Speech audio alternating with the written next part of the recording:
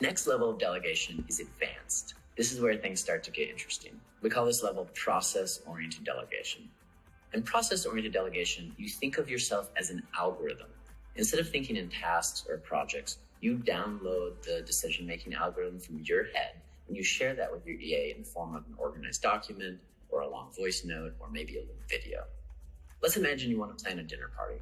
One of my favorite recurring projects that my EAs help me with is planning entrepreneur dinners.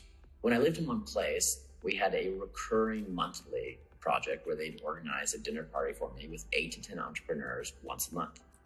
Now that I travel around a lot, we've converted this to a trigger-based recurring project.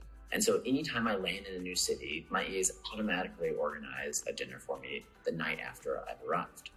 Now, if you ask your EA to plan a dinner party for you with interesting people, they're not going to be able to do a good job because how could they possibly know who to invite, right? In project-based delegation, you just need to specify all of the guest lists yourself. But in process-oriented delegation, you'd first synthesize your own personal algorithm for how you think about inviting guests. You would then share a set of rules with your EA that they could use to create the guest list. For example, for me, when I'm hosting late-stage entrepreneur dinners, my EAs have a simple 3-step algorithm. First, they find all the entrepreneurs in the local area. Then they filter by entrepreneurs who've raised more than 100 million in capital or have more than 250 employees. And then third, they exclude a number of industries that I'm not interested in.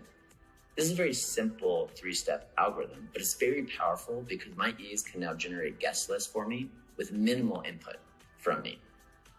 Process-oriented delegation comes naturally for some people, but what you'll find is that the first time you create a personal algorithm, you'll think it's complete. But typically, you and your EA need to refine the algorithm for many months before it's truly perfected. But when you do master this stage of delegation, process-oriented delegation feels really powerful. Instead of just delegating tasks or projects once, you create standard operating procedures that your EA can use to execute tasks or projects dozens or even hundreds of times in the future.